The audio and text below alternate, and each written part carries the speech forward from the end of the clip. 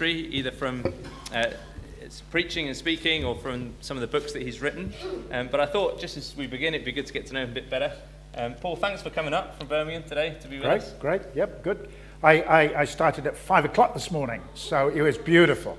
So if I'm kind of tired and I begin to doze off, you'll shout out, won't you? Just in case. Thank you. And Paul, let's start with the most important question really for any disciple of the Lord. How did you come to know the Lord Jesus? Well, my parents weren't Christian, so I didn't grow up in a Christian home. But we moved, I'm a Brummie, you might have picked that up already. We moved to a little place called King's Heath from another part of Birmingham when I was about 6 or 7, I guess. And just a few doors down, there was an FIC church, a little, very small church. But every summer they had a children's holiday club, another kind of thing where you would get the kids together and tell them about Jesus. Well, they used to go around the streets with a banner. On the banner it said CAJU, which stands for Come and Join Us. And they'd play a concertina and guitar. And as they went around the streets, all the kids would come out and join them. And they'd take them round the local park and bring them back again. I mean, these days, child protection, it'd be terrible, you know. It's like the Pied Piper at Hamelin taking your kids away. But I saw them through the window, and I went in the group and very first time heard about the gospel. First time I'd ever heard it. And so I started going to a little club in the week. It was called the 6:15 Club because it was 6:15 on a Thursday night, on a Tuesday night. And then joined a group called the Boy Covenanters, which was a boys' group for young men.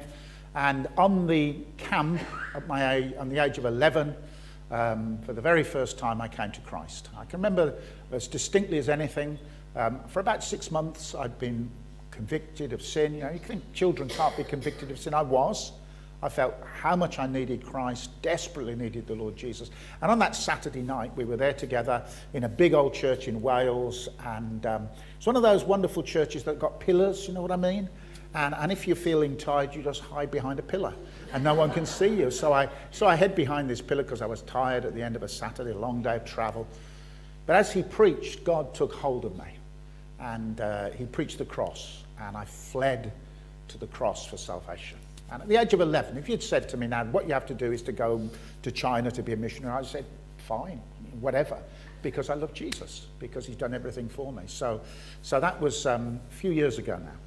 And I've followed the Lord ever since. I think it's encouraging to hear actually how the Lord worked in those early years. You know, I'm sure the people here are involved in work with kids and young people. There's no pillars to hide from today, though. No. Paul, I know you've changed jobs recently. Just tell us a little about the role you're involved in and maybe what you've been involved in the past. Well, at the age of 26, I became a pastor, and I've been a pastor for 40 years, so you can work out how old I am now, in 3 different churches. I was a teacher, then I was called into ministry. At the age of 66, I took retirement. That was just a year ago, actually. But I'm involved in a number of things. I'm involved in travelling quite a bit. So last weekend I was in Birmingham. This weekend I'm in Bradford. Next weekend I'm in Scotland. And then we're all over the place. So there's a lot of that. But I'm particularly working for a group of churches called the Fellowship of Independent Evangelical Churches, FIC. And I do 2 jobs for them. The first one is working as it's called kind of the General Director for the West Midlands. So it's kind of helping churches in the West Midlands, helping pastors and elderships who are going through difficult times, shoulder to cry and that sort of thing, but also helping churches doing training, doing church planting, helping churches to kind of vitalise and look at what's our direction, what are the things that challenge us, how can we be more engaged in our community. So across the West Midlands, so that's Birmingham and the Black Country and Coventry and Warwick and Worcester and so on, it's about 50 churches. The other job is chairing what's known as the FIC's theological team, which is a team that talks about the kind of issues that are facing us today. We know that we're in a world which is very anti-gospel and anti-God and anti the Bible and everything that you know we stand for. So how do we respond to that, and how do we understand the truth? And not at an academic level, because actually, you know, sometimes we read books and they're way over our heads. Every Christian is a theologian. You might say, is that right? Yeah. Because the moment you start thinking about God and talking about Jesus, you're making statements about God. So getting it clear in our minds so that we can all be better at doing that. And particularly we can share our faith. So that's 2 days a week, as well as the travel, as well as teaching in a theological seminary. I forgot to mention that. And writing books. So I used to work 6 days a week. Now I only work 5.5. That's retirement. That's retirement. Yeah, that's retirement. Yeah. Paul, our theme today is real joy in the midst of tough trials. And, I know for you that this isn't just theoretical. This is things the Lord has taught you as you've walked through them. Just tell us a bit about some of the tough trials that you've walked through over the years. Okay, yeah. Before I do, we've lost the picture. Will that come on again in a minute, do you think? Do we? Just move the mouse. I'm just wiggle, push, wiggle.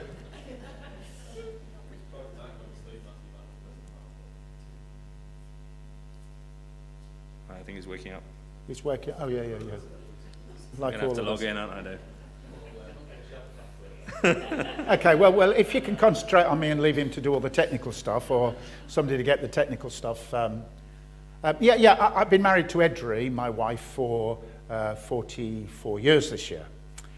When I went to this little church in Birmingham, she was in the church. She's a couple of years younger than me, so I've known her.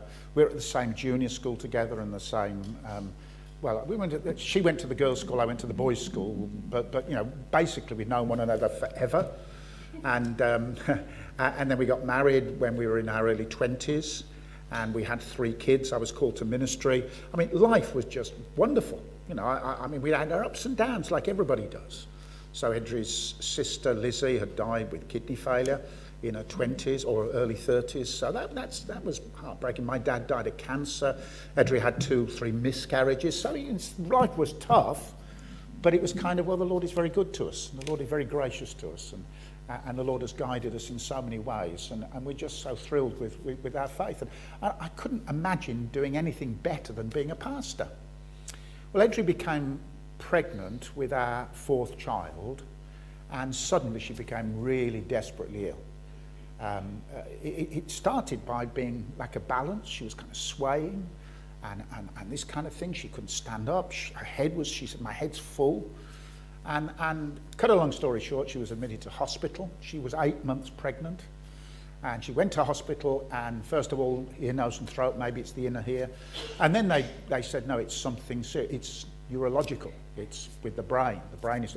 And eventually, and it took years to diagnose this, although this is what was imagined from the beginning, she got MS.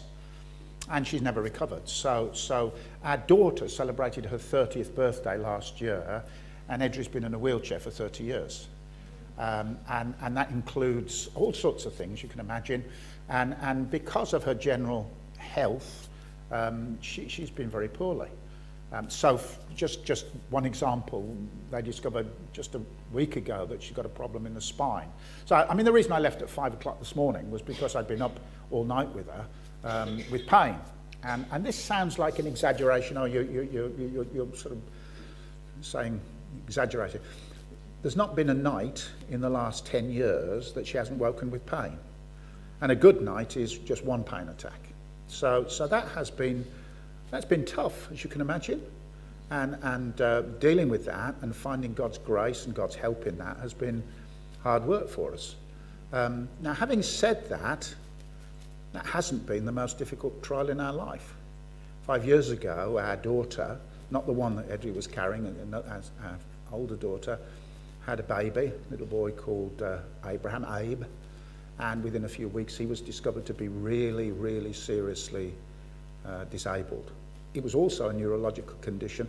From the age of about, 24 weeks in the womb, he stopped developing. So what does that mean? Oh, have I gone off? Can you hear me? Yeah. Okay, well, I'm on again. There we go, that's good. From the age of, so basically, the illness he's got is called smooth brain. That's a Latin, smooth brain. And the brain looks like a walnut?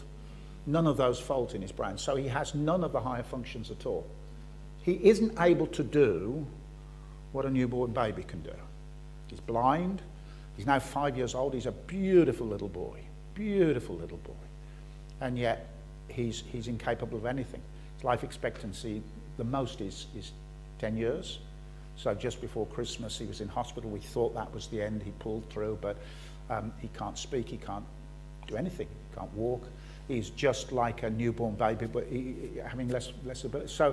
So that, to my wife and myself, has been the most difficult, painful thing ever. And, you know, whatever you go through in life, there are some things that are inexplicable.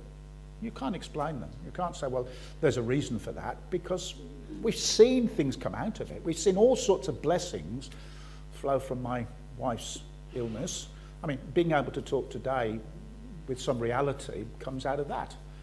And being able to talk about Abe, you know, it's amazing when I've shared it with other people, they've said, oh, I've got a little child or a grandson or whatever. And you're able to share and build into that situation. But in the end, it's not easy, is it? And yet, if you push me and you say, well, that means your life has been miserable. No, it's been full of joy. It's been a life full of joy.